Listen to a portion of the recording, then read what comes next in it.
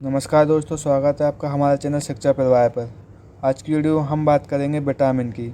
अगर इससे पहले आपने हमारे पोषण के पार्ट फर्स्ट और सेकंड नहीं देखे हैं तो डिस्क्रिप्शन में उनका लिंक दिया हुआ है, वहां जाकर आप हमारा पार्ट फर्स्ट और सेकंड कार्बोहाइड्रेट और फैट का देख सकते हैं और प्ले लिस्ट में भी जाकर उनको देख सकते हैं। अगर आप भी हमारे चैनल पर नए हैं तो चैनल को सब्सक्राइब कर लीजिए और बेल आइकन को ऑन कर लीजिए, जिससे आपको हमारी आने वाली वीडियो की नोटिफिकेशन भी मिल सके। तो चलिए हम वीडियो को स्टार्ट करते हैं। सबसे पहले हम बात करते हैं विटामिन क्या होते हैं और इनसे कौन कौन से रोग होते हैं और कितने प्रकार के विटामिन होते हैं। विटामिन ए अल्प पोषण कार्बनिक यौगिक होते हैं। अभी तक जो हम प्रोटीन और फैट्स की बात कर रहे थे वो बहुलक पोषण कार्बनिक यौगिक थे, लेकिन विटामिन ये अल्प पोषण कार्बनिक यौगिक है। ये आवश्यक पोषण तत्व है, इनको लेना बहुत ज़रूरी है। इनकी कमी से कोई ना कोई बीमारी हो जाती है।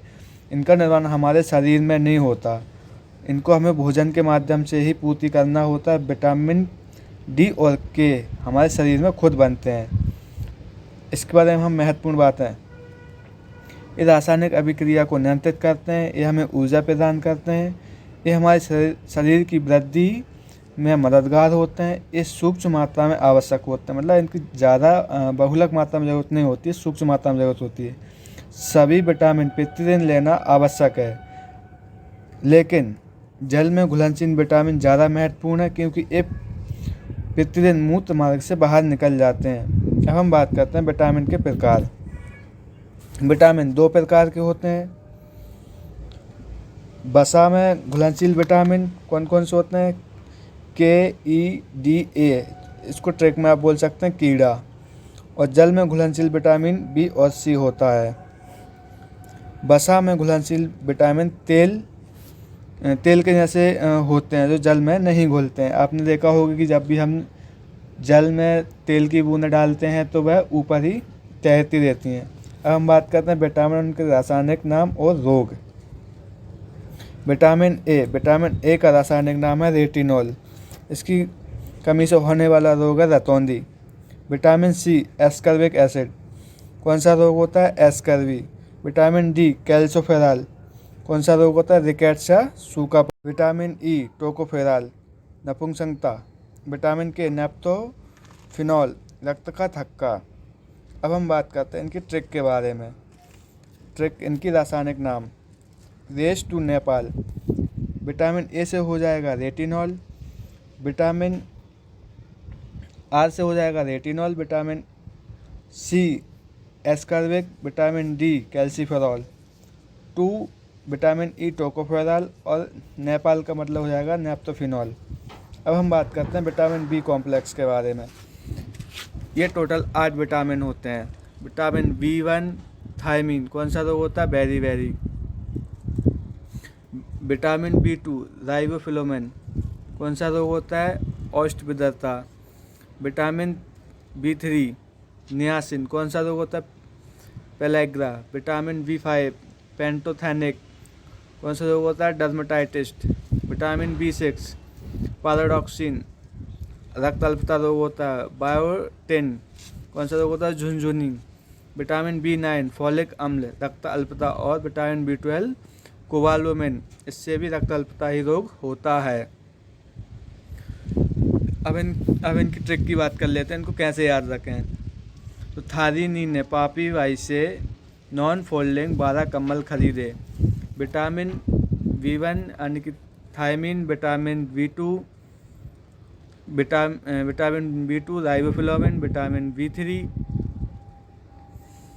Niacin. Vitamin B5 pantothenic. Vitamin B6 pyridoxine. Vitamin B7 biotin और विटामिन B9 फॉलिक अम्ल और विटामिन B12 कोबालोमिन आने की कम्बल खरीदे। अब हम बात करते हैं विटामिन ए की। रेटिनॉल, इसका रासायनिक नाम होता है रेटिनॉल। ये बीटा कैरोटीन के रूप में हमें पीले फलों से प्राप्त होता है। कौन से? पीले फलों से प्राप्त होता है। यकृत द्वारा इसे रेटिनॉल में बदला जाता है। यह हमें डायरेक्ट रेटिनॉल के रूप में प्राप्त नहीं होता है, पीले फलों से मिलता है। ये दृष्टिवर्धक रोडोप्सिन के निर्माण में सहायक होता है। मैंने आपको इससे आगे वाले पार्ट में पढ़ा था, रोडोप्सिन एक प्रकार की प्रोटीन होती है। स्रोत क्या है? गाजर, पपीता, अंडा। कमी से होने वाला रोग रतौंधी और जीरोथैलेमिया। अब हम बात करते हैं विटामिन सी की। रासायनिक नाम एस्कॉर्बिक एसिड। रोग प्रतिरोधक क्षमता के लिए सहायक होता है, लाल रुधिर कणिकाओं के लिए सहायक होता है, स्वस्थ त्वचा और मसूड़ों के लिए आवश्यक होता है। स्रोत के हैं खट्टे फल, सब्जियां और जूस आदि। कमी से होने वाले रोग एस्कर्वी, मसूड़ों में सूजन आदि। अब हम बात करते हैं विटामिन डी। कैल्सीफेरॉल, रासायनिक नाम कैल्सीफेरॉल। त्वचा में एग्रोस्ट्रॉल कोशिका द्वारा सूर्य से रोशनी से विटामिन डी का निर्माण होता है। सूर्य की रोशनी से विटामिन डी का निर्माण होता है। स्रोत क्या है? सूर्य की रोशनी और मछली का तेल। कमी से होने वाला रोग रिकेट्स या ऑस्टियोमालेशिया। अब हम बात करते हैं विटामिन डी कैसे हमारी बॉडी में प्रवेश करता है और किस रूप में हमें मिलता है। तो आप यहाँ पे डायग्राम के माध्यम से देख सकते हैं। ये सूरज से ये हमारी स्किन है, बीच में जो दिख रही है ये हमारी स्किन है। स्किन में जब हमारी सूरज की किरणें पड़ती हैं तो वहाँ से हमें क्या मिलता है? 7D हाइड्रो कोलेस्ट्रॉल मिलता है। जब ये हमारी त्वचा में अंदर प्रवेश करता जाता है तो ये D3 फॉर्म कोलेकैल्सिफेरॉल में कन्वर्ट हो जाता है। फिर यहाँ से हो जाता है हमारे लीवर में कैल्सीफेरॉल के रूप में कन्वर्ट हो जाता है।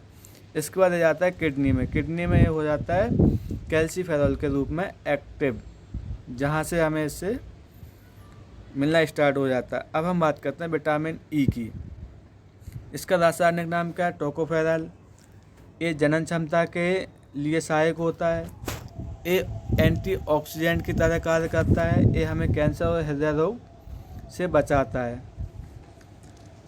एंटीऑक्सीडेंट क्या होता है? ये फ्री ऑक्सीजन को O2 में बदलता है।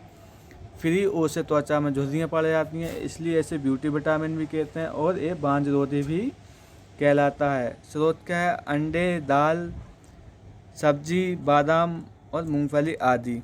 कमी से होने वाले रोग बांझपन और अंगघात। अब हम बात करते हैं विटामिन के की। ये रक्त का थक्का बनाने में सहायक होता है तथा इसे हेमोरेजिक विटामिन भी कहते हैं। स्रोत क्या है? हरी सब्जी, अंडे। कमी से होने वाले रोग रक्तस्राव और नक्सीर। अब हम बात करते हैं विटामिन बी की। महिलाओं के भ्रूण के विकास और भ्रूण का दिमाग और पूर्ण गर्भपात का जोखिम। पुरुषों में टेस्टोस्टेरोन को बढ़ाता है और मांसपेशियों की ताकत को बढ़ाता है। इसकी बीमारियों के बारे में मैं आपको पहले ही बता चुका हूँ। अगर वीडियो अच्छा लगे तो वीडियो को लाइक करें, शेयर करें और चैनल को सब्सक्राइब करें और बेल आइकन को ऑन कर लीजिए। Thanks for watching. मिलते हैं नेक्स्ट वीडियो में। इसका अगला पार्ट होगा खनिज, जिसमें हमारा न्यूट्रिशन ख़त्म हो जाएगा।